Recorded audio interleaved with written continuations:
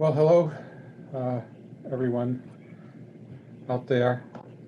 I'm Dave Yankelowitz. I'm waiting for Jim. He's supposed to be here, but I guess he's running a bit late. So this is an interactive session. Oh, there he is. I'll let him join.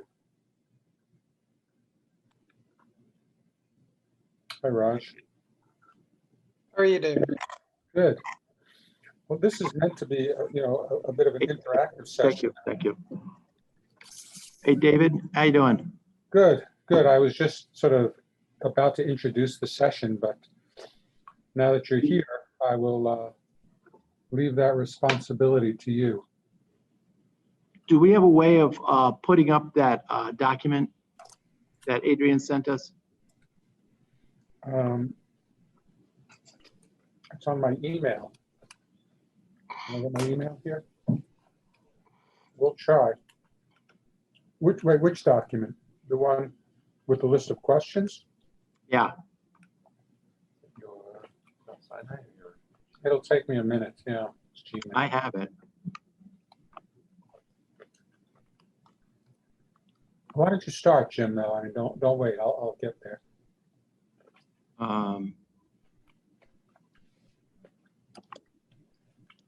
Yeah. I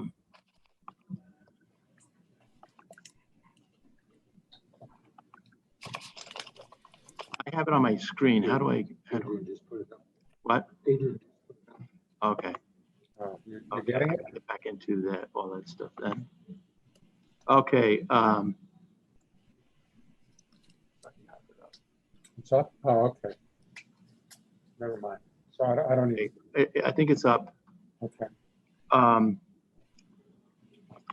want to look at view options, side-by-side mode. Okay. Hi, David. Welcome our participants. I assume everybody who managed to find their way here knows that we're going to be talking about approach to advancing combined modality therapy in early stage screen detected cancer. And we're, kind of questioning adjuvant versus neoadjuvant. So the participants are people that we know. Artit, Aubrey, Cliff, hi Cliff, Hatim, and Professor Matawinga. Thank you for joining us. How much can people talk in this? We can promote anyone to talk if you'd like. We only have 5 attendees, should we just open it up so we're all? If you wish. Yeah. David, do you think that's reasonable? Yes. Okay, so we're not going to stand on formality because we're a small but mighty group here.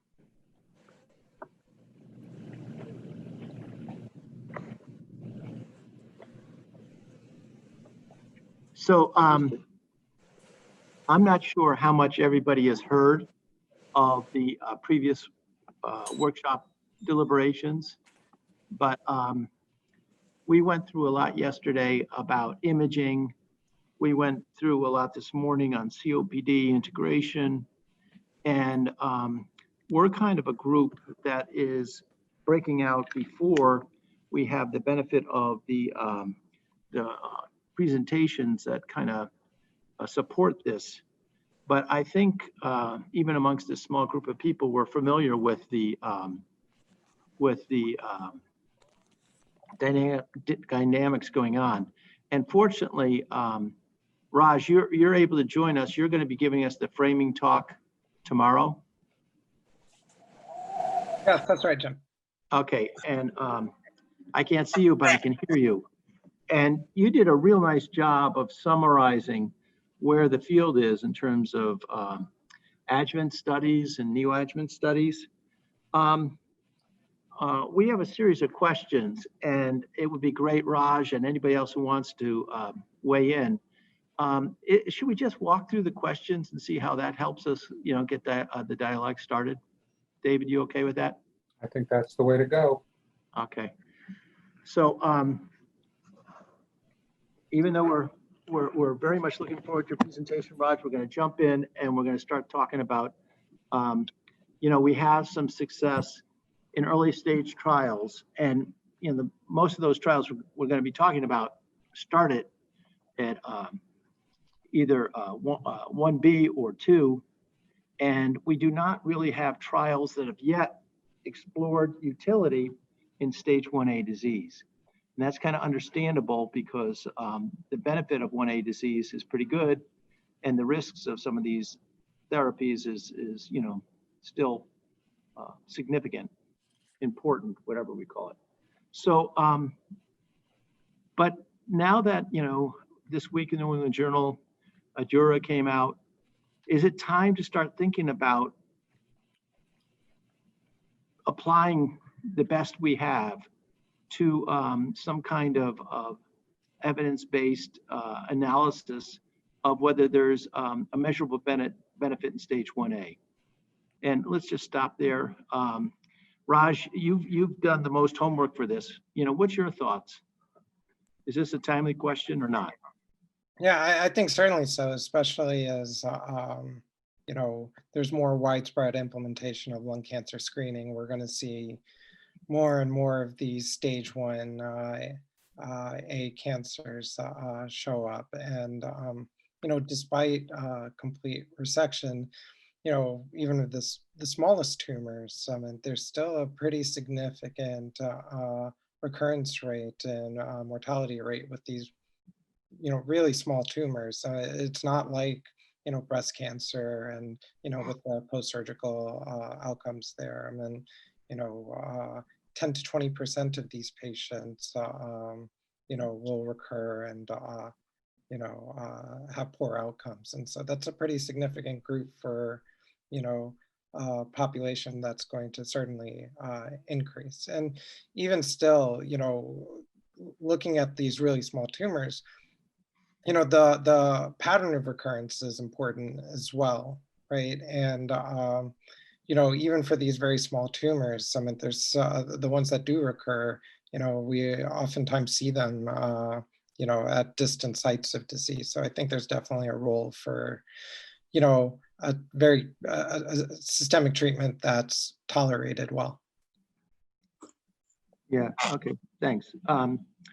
Hey, Cliff, you've been doing this for a while. What's your sense of recurrence rate in not in just early stage, but in stage 1A or stage 1A screen resected?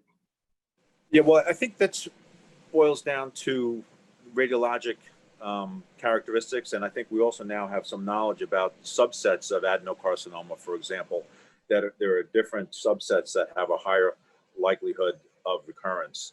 And, it's very frustrating when you do have let's just call it a 1A patient, regardless of those two things that I just mentioned, and you see them recur, with distant disease. And I think that was part of the therapeutic nihilism, where some people said, you're just finding this disease earlier because it's aggressive. Clearly, there are a subset of patients who have a more aggressive tumor. And I do believe that if we had characteristics that we could employ in the stage 1A patients, just sort of a histologic type and also the radiologic appearance of the tumor, we could subselect the group that would be appropriate for a trial for adjuvant therapy. Yeah. So the idea that, we have something that is so inexpensive and so modest in terms of toxicity that we would just use it across the board is probably not what we're talking about. We're probably talking about some, like the Adjuvant was only done in people who had a certain level of, who had a certain, activating mutation.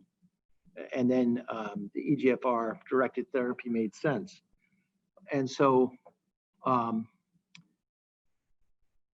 we in agreement on that point that you wouldn't treat all stage 1s, but you would potentially look for either radiological features, pathological features, or molecular features that would represent some elevation in potential risk? Can we agree on that, or what do people think? Raj? Can I? Oh, Luis, hi. Hi, hello. Hola. Hola.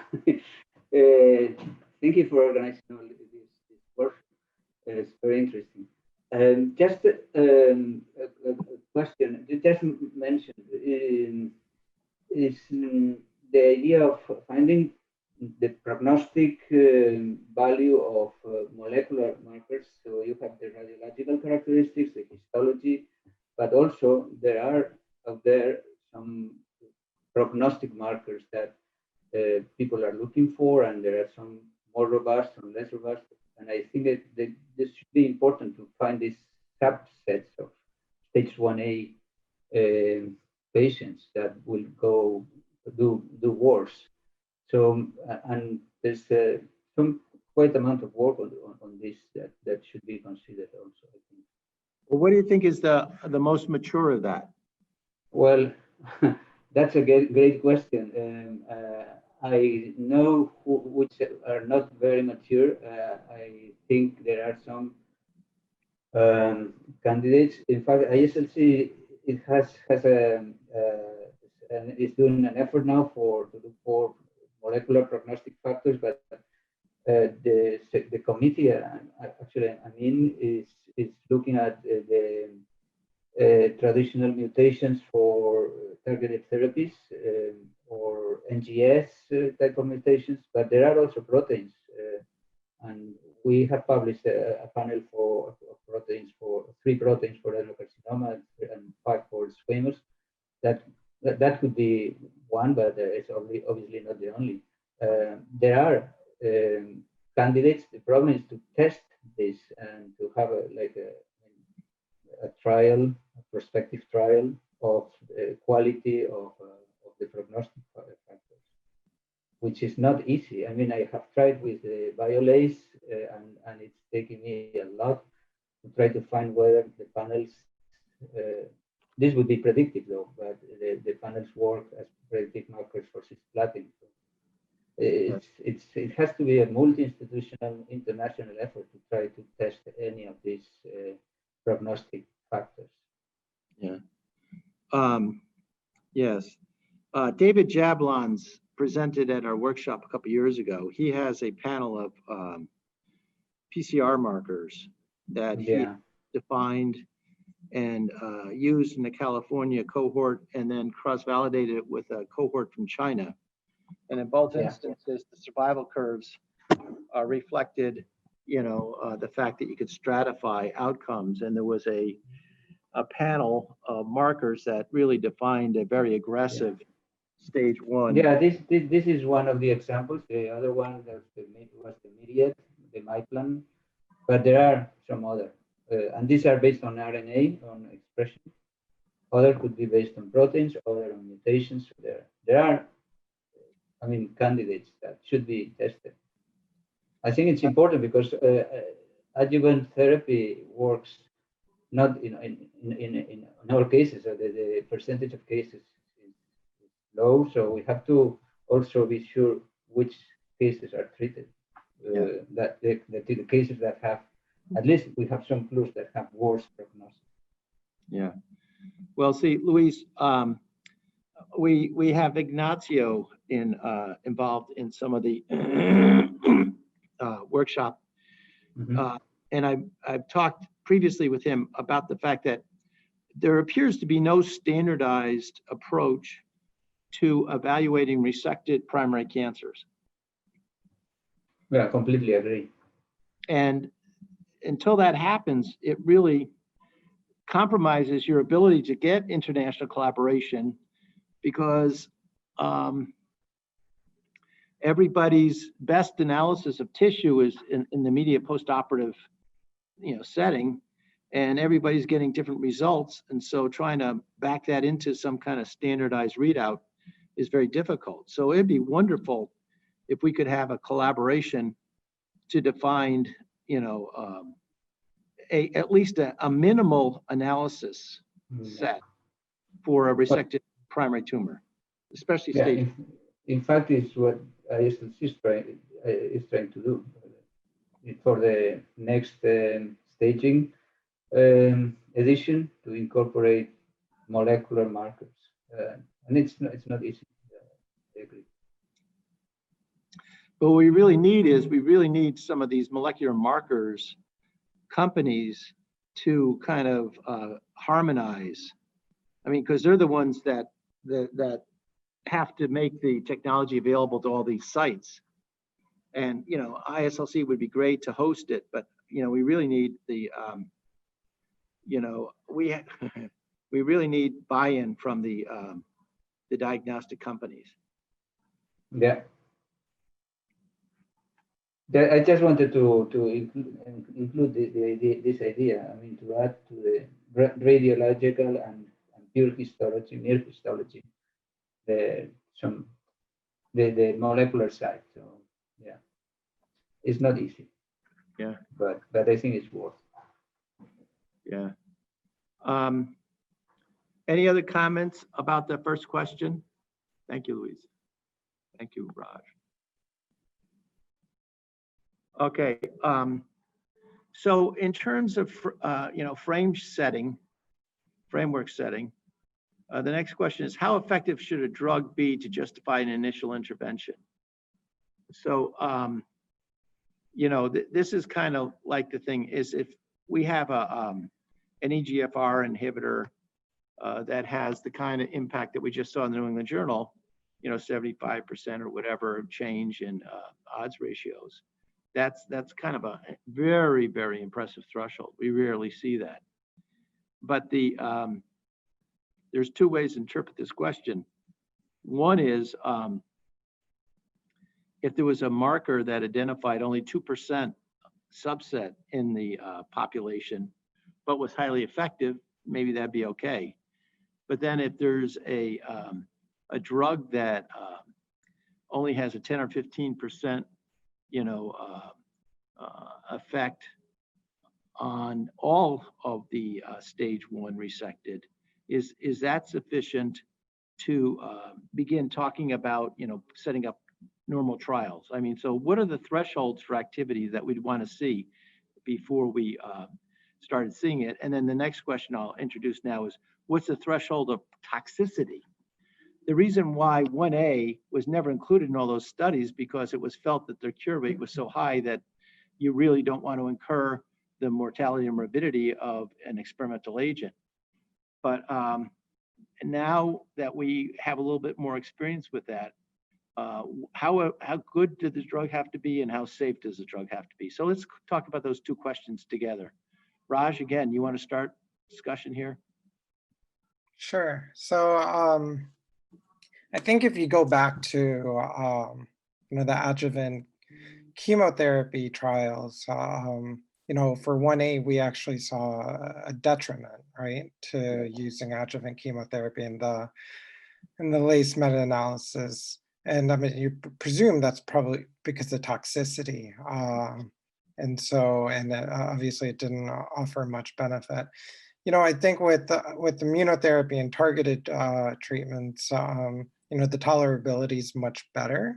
And so, you know, especially whenever you're able to give it adjuvantly, you're not concerned about interfering with the or delaying the surgery. So, you know, that said, I think that's why we're probably having this conversation, because you know, these new modalities are new systemic treatments are much better tolerated. For the, you know, I like how you know, kind of split the question up to the small percentage with you know, a very good molecular biomarker. You know, one question that we need to think about though is that, you know, with targeted treatments, are we really curing, you know, patients in that 2% with the EGFR, or it's probably more, but with the EGFR mutation, are we curing patients, or are we essentially, you know, kind of kicking the can down the road because, you know, at some point, you know, resistance forms, or, you know, ultimately, even at the time of recurrence without a TKI, you can add the TKI then. And so are we ever going to see an overall survival benefit? That's something to consider. And then I think with immunotherapy, with the neoadjuvant studies, we're really looking at, the effect on the tissue as a surrogate, the tumor as a surgical sample as a surrogate kind of endpoint, but again, we're not sure what the survival benefit is, and we're not necessarily going to have that. I mean, we won't have that in the adjuvant setting for these stage 1As. So I think there's going to be kind of a lot of questions, when regards to designing those trials as well. Yeah, and go ahead. Sorry, who was that? Please proceed.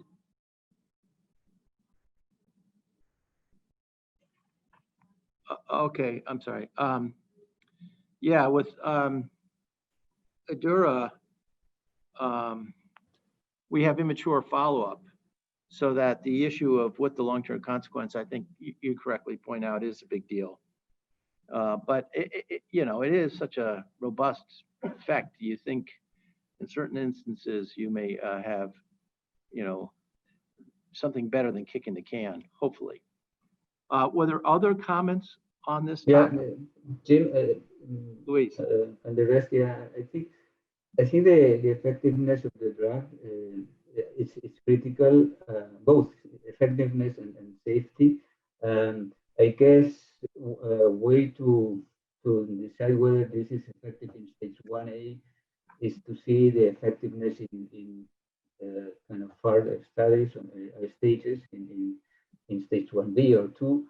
But my point is that what we should look at is the effectiveness of the drug plus the companion biomarker. So Russia just mentioned this, but this is I think it's very important. If we are able to find within this subset of the subset of cases that will be really sensitive to a given drug, and it's not only EGFR, but there are many drugs in which we are finding or companion biomarkers. The doublet between the drug and the companion biomarker could be very effective, because if the tumor is very dependent on a drug, a particular driver, then the issue of resistance is obviously a very important issue. But I guess we need to try, otherwise it's difficult to answer the question. Yeah, but I think what Rob was just kind of getting at, and he didn't fully say, but I think what he was saying is, like, with EGFR, you have your skin toxicity, you have your GI upset, this, that, and the other thing. But in general, it's grade 3 was relatively uncommon in that trial, but you didn't have people dying of that experimental therapy, that therapeutic. Whereas with immunotherapy, you have more idiosyncratic responses, and sometimes more serious responses. And so the question is, when you're talking about a person that has a high chance of cure in the stage 1A setting, I think those differences in the potential consequences of drug administration are really, really important. So, with the EGFR, you're buying, several months or whatever of kind of disturbing and, life interfering complications, but not mortality. Whereas other drugs, you might have an occasional death in the setting of a person that may have been cured. Raj, is that kind of what you were concerned about? Yeah, that's exactly. I mean, even with immunotherapy, I think the side effects that we get, even things like pneumonitis, it's rare that it happens, unfortunately, where there's that patient that gets a very severe toxicity, whether it be some sort of pericarditis or something like this that lands them in the hospital, or it can happen. Most of the toxicity, of course, is more mild, and even things like pneumonitis. I mean, if you stop, I mean, it's manageable, but there's always that concern for that one patient. So I agree. I think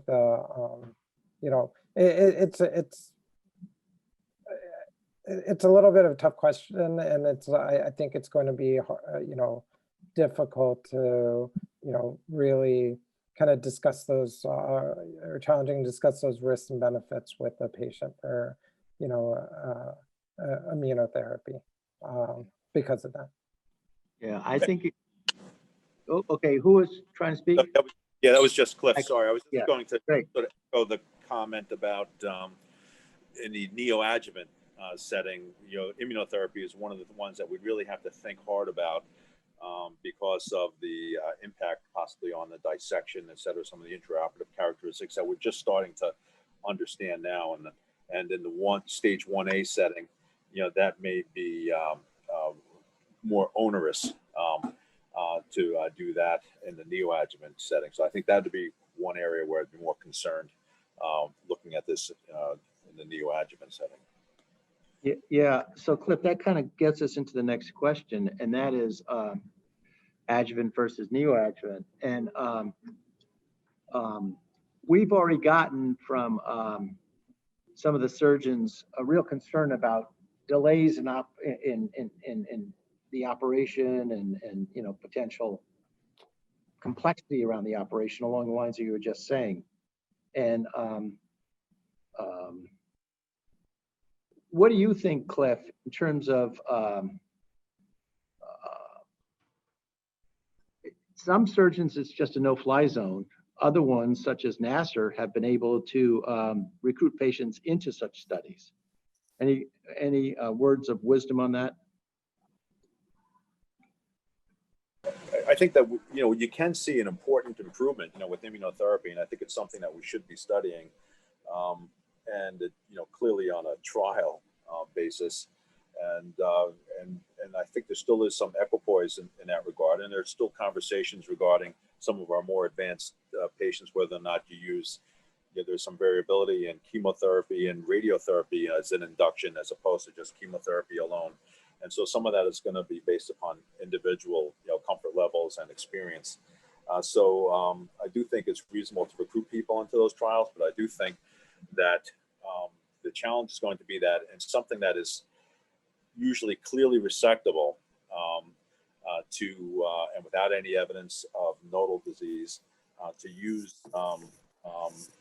many of these therapies in a neoadjuvant fashion as opposed to an adjuvant fashion. I think it's a little bit harder to get buy-in probably from the patients, knowing that they're going to wait and get some upfront therapy. It might be an easier discussion with them afterwards when we have the full ramifications of their pathology to look at.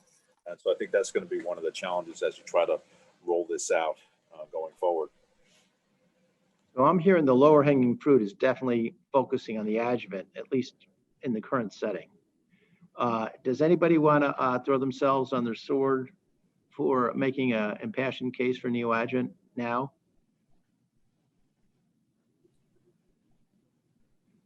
Hearing none. David, any thoughts?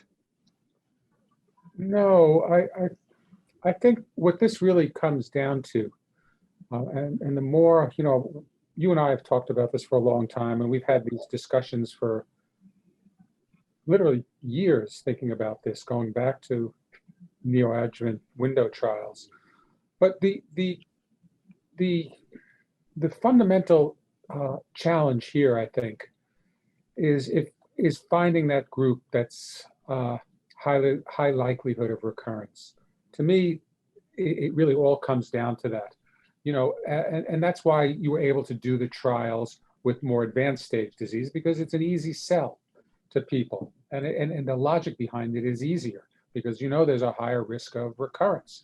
And then amongst those that have a high risk of recurrence, just because of stage, they picked something where they found a target, and the drug was relatively low toxicity. So you were able to recruit to it. In stage 1, we're stuck because, you know, with a small stage 1, you overall have a 90% cure rate. So the idea then is, how do you pick the wolf in sheep's clothing? That's really what to me, that's what this all comes down to. How do you find those stage 1s that we're calling stage 1 based on, you know, the traditional prognostic factors, but that are really higher, you know, should be higher stage. For whatever reason, you know, we don't have, but for some, you know, what things can we do to say, hey, your chance of recurrence really isn't 5 or 10%, it's 40, 50% or 30, 40% based on something else other than just size and stage. Once you can do that, you know, you in a sense have said you're really not a stage 1, even though, you know, you do meet it by certain criteria, you're really a high risk of recurrence. And how do you get to that? You know, you probably can get a better answer of that certainly after surgery, where you can really study that tumor a bit more. But that's the topic that's going to be discussed tomorrow. But I think the logic is you have to get to that, who's the wolf in sheep's clothing? Yeah. And then the whole thing makes sense. Yeah. So continuing, you know, and I agree with you, David. I think that's well said. But, you know, given the fact that you're talking about 10% of, you know, stage 1As and whatnot, it seems like basket trials could be a very important mechanism for speeding up the evaluation of more than one agent. And let's just stay focused on adjuvant trials for now. Does anybody have any experience with basket trials, want to advocate or have any cautionary comments for us relative to, you know, engaging in basket trials in this setting?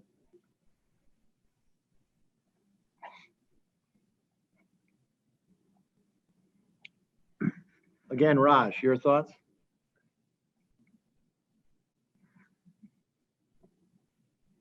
You know, you mean, so the question is, it's for stage 1A, setting up a basket trial based on kind of the molecular subtypes, or, you know, their mutation profiles, or? I think that's what we're talking about, and giving different therapies depending on what their profile is.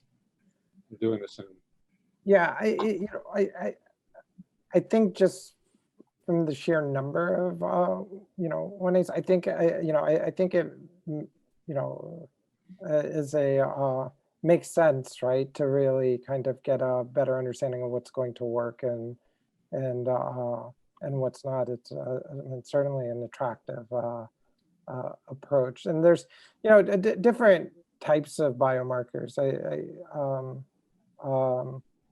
You know, that we could try to follow, not just, you know, as David kind of highlights, we're always, you know, kind of behind with the, from breast cancer, you know, because, I mean, I think they obviously recognize that, you know, there's a huge variability if they just follow TNM kind of staging with outcomes. And so, you know, by creating, you know, this, you know, oncotype and looking at interstage kind of risk and tailoring their treatments there, I think that's definitely something that, you know, I know that there's several groups that have tried to do that in lung cancer with variable amount of success, but I think that's something that, you know, we need to figure out eventually. And then as far as, you know, the different targets, you know, I mean, there are, of course, the mutational targets that we can look at, but even the, you know, the immune cell profiling of these, you know, mutation of these small tumors. I mean, we looked at, we did this meta-analysis looking at stage 1 to 3 surgically resected cancers, and we looked at, you know, there's been several small series essentially that have, you know, done different forms of immunophenotyping of these tumor samples, and you know, based on the small sample size, I mean, the conclusions weren't really that strong, but, you know, I think I can't remember how many patients were on in the meta, but it was quite large, a lot of studies. I think there was close to 35 studies that were included. And so we actually isolated a pretty neat immune profile, you know, something that's obvious, but, you know, things like CD8 positive T cell infiltrates that, you know, if the tumor, you know, passed a certain threshold for cytotoxic T cells, the hazards was like, I think it was a 30% you know, benefit and for overall survival. And then on the flip side, if we saw things like, you know, T regulatory cells and, you know, it was very much a detriment. And, you know, those are other ways that we could probably think about these, you know, this question and even these trials. Yeah, thank you. Thank you. You know, I'm just very pragmatic, and you know, it took us an enormous amount of time and energy to set up the pazopanib trial and to get kind of everybody in a network working together. And then, you know, you put your 30 patients on trial and then everybody goes away. Given the fact that we're talking about 10% of 1As, which are not, you know, numerically a vast population, and that any of these targets, whether it's some kind of molecular determinant or some of these phenotypes you were just talking, these cell typing, the immunocell typing that you were just describing, Raj, it's going to be a fraction of 10%. If we don't have a large catchment for these trials, we're never going to get them done in this century. And so creating a stable mechanism where you have a basket trial where there's a mechanism that we can march through a few drug candidates for, it would enhance the efficiency and reduce the cost of just doing this kind of evaluation dramatically. We're going to have Fred Hirsch and Roy Herbst tomorrow, and they've been involved in some of these things, and it'd be very important to hear their comments, because I think there's very little argument that is going to be credible not to do some kind of you know, blended basket type of approach, because otherwise it'd just be too cost prohibitive. Who's that? I was going to say something, Jim. I think if you were to ask the question to this group or any group really, are those trials eventually going to occur? I mean, the answer to me is obviously yes. We're going to be looking at giving these kind of therapies to stage 1. There's just no doubt about it. It's heading in that direction. This is the direction lung cancer is starting to head now. Yes. You showed that slide yesterday at Mount Sinai. The majority of cases here are early stage cancer.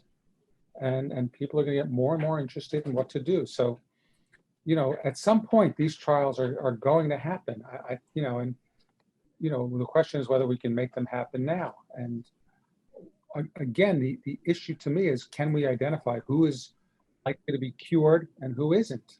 And, you know, and there's just, you know, a tsunami of information that's coming out. I mean, at the last IASLC blood-based biomarker meeting, half the talks were on predicting, you know, using whichever, you know, cDNA or circulating tumor cells, can we predict, you know, and then they're doing special targeted, you know, knowing what the original cancer was, you know, can you target the DNA from that cancer to then look for it, you know, even more focused look on follow-up blood draws to see if they're recurring or not. So, you know, these mechanisms are developing. So I think the idea of having, you know, sort of a mechanism that you're describing, where we're like a basket trial, where we have a catchment area where we're constantly getting these cases and we're constantly being able to offer it. I think patients, if they have a sense that they're at higher risk of recurrence, I think, you know, why wouldn't they want to go into this? You know, get these kind of, be on a trial like this. If we can identify somebody and not say, you know, we've cured you 95% of the time and say, no, you know, you have a 30-40% of recurrence, you know, I think people would be very excited to go into a trial like that. Pay attention, yes. That's my view. Yes. But then, David, you already mentioned this, but it makes more critical the finding of very robust prognostic factors for this group of patients. Right. To see which ones are the wolves dressed in, I like the sentence, dressed in sheep clothes, Yeah. clothing. So because they are or most of them are not high risk, they are very low risk. Yeah. Yes. So Oh, we got to keep moving. We're going to run out of time. Adrian, can we move the screen down? Thank you. Is that? You have to speed up, Jim. Yeah. Thank you. We went through baskets. Okay, historically, highly has been challenging. What approach would you suggest to ensure robust participation? So we've already, David, you just commented on this, and Cliff, I'll be interested in your comments. But you know, we've got to get a better business case for this for the patient. And so let's not call it a business case, but a use case for this for the patient. And it's exactly what you're saying, David. You know, 95% of the time you're cured, but if you're part of that 5%, if you have these features, then your chance of being cured is much less. And so I think we need to really work on the message so that the patients understand why we're focusing on this direction. Cliff, you're living this. What are your thoughts in that regard?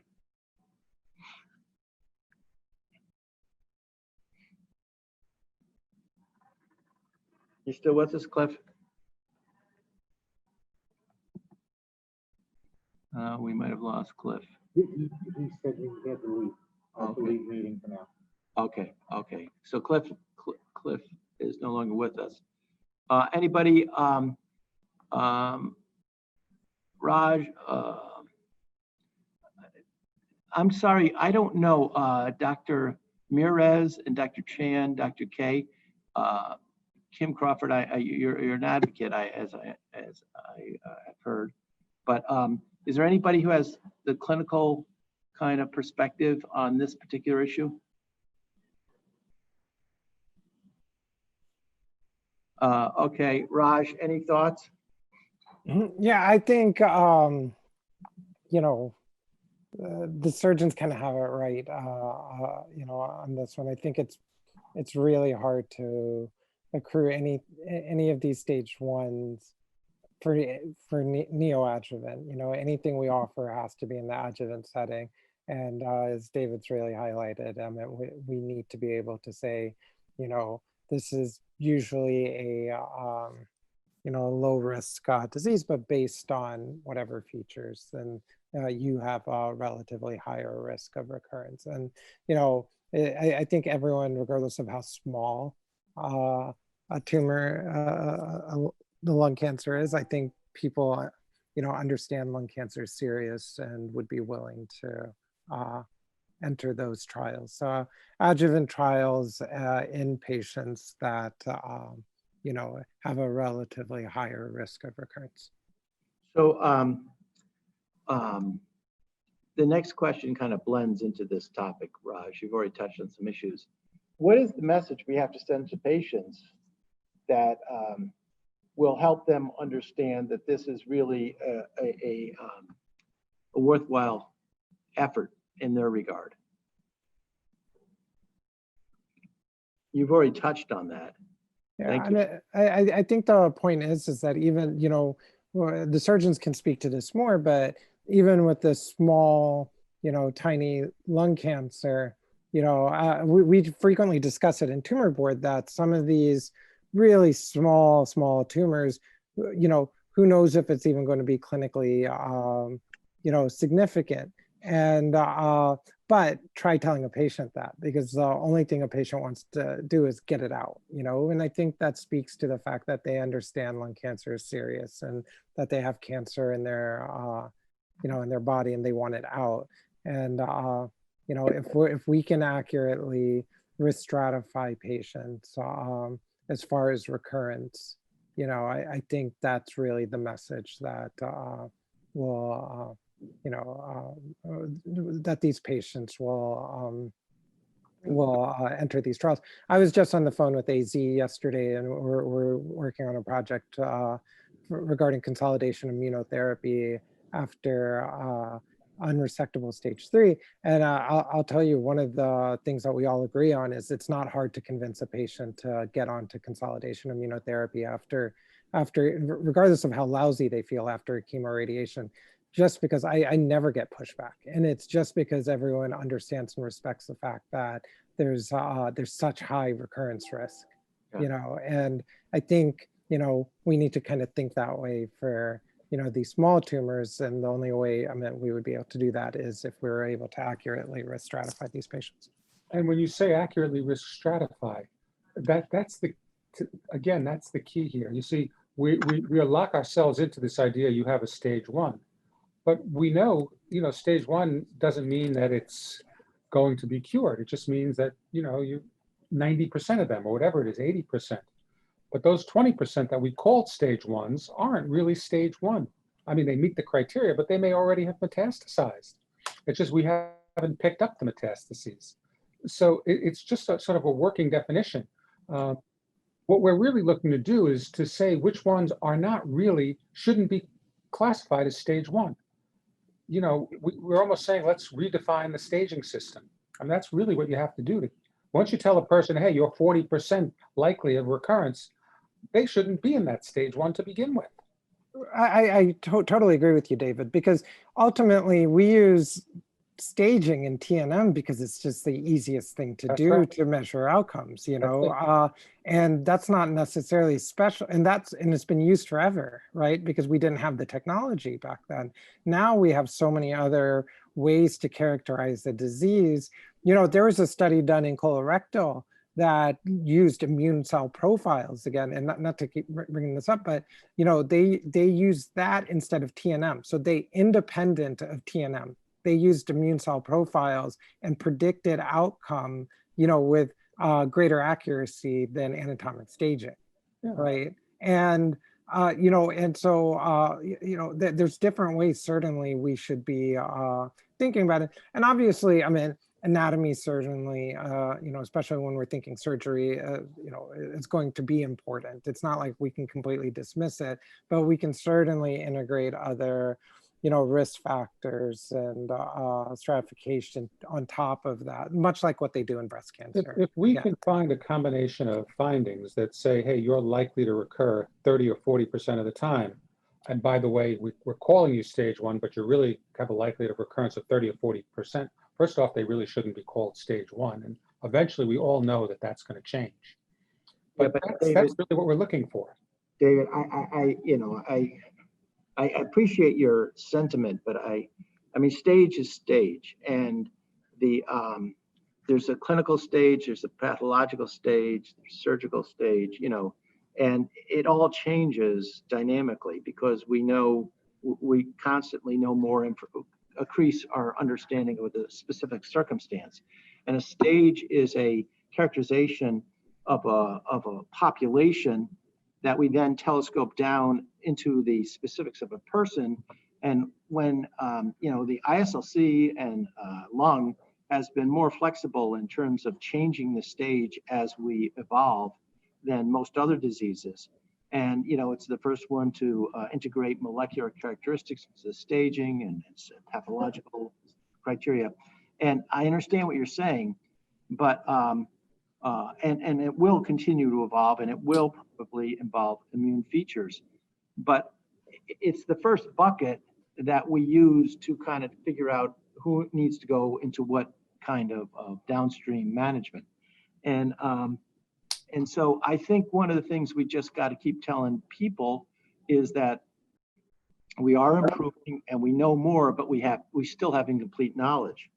And, Yeah, but among those stage ones that we're calling stage ones, we're still going to have to pick out those that are at higher risk than your traditional stage one. That's Yeah, the main point we're driving at.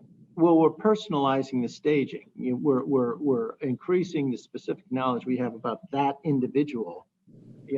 Their T, their M, their N is defined. There are other features that we're building into the staging as we go along. It's going to keep evolving. But there's uncertainty in all of this. And we just have to live with it. The point of the breakout, though, the last two questions that we have, I think we can kind of punt on because they really go into neoadjuvant type of issues. And I don't think we're going to be focusing on neoadjuvant issues based upon the comments we've had to date. The exception would be that, David, I still agree that neoadjuvant window trials are a different class of investigation. And they're a specialized class of investigation for doing proof of concepts of the molecular mechanisms of new targeted agents. And that would be kind of an extension of the early drug development, as opposed to, kind of routine management, which is kind of how we're discussing adjuvant trial therapy right now. Well, the neoadjuvant setting, you're also going to see the response of the tumor itself, which is well.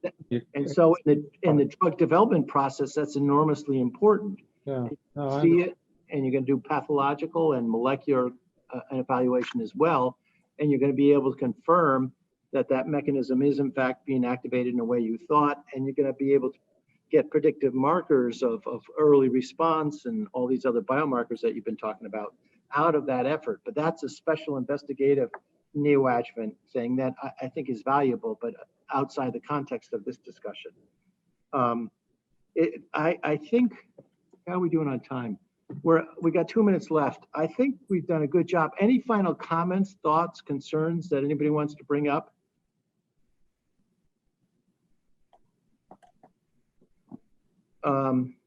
Okay, so the natural history of this process, which is we're just exploring in the Zoom setting, is that tomorrow we'll come back, we'll have a combined breakout session between the other group and this group.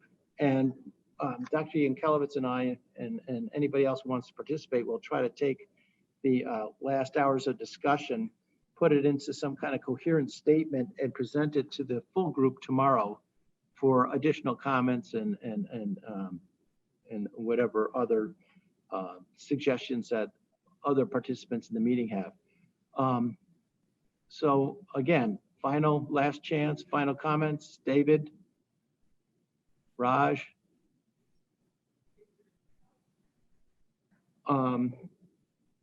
So if we have good notes here. yeah. Rowena, Oh, Rowena, are you note keeping too? Yes. Okay, I'm sorry, I didn't see your name on the thing, but Rowena Yip, who has done wonderful work with screening and modeling and at ILCAP, has been helping us with write these things down, and she will certainly help us kind of make this into a coherent statement. was your plan, Jim, to present some of this to the panels tomorrow? Yeah, we have to, the three of us have got to have after this is over, we got to figure out a time to get together. I'll take a stab at a draft, and Rowena, maybe we can do a merger at some point tonight. Rowena has a whole, we can talk later. That's great. Okay, but I want to thank all our participants for a discussion of, this is an exciting new field, emerging field. And so thank you for participating, and we'll break for an hour for lunch, and we'll come back and we'll talk about more about the issues of imaging in the screening setting to optimize for COPD and related disease characterization, along with lung cancer detection. Okay, David? Thank you, Jim. Thank you. Thank you, Rowena. Thank you. Take care, Raj. Thank you. Everybody else, thank you.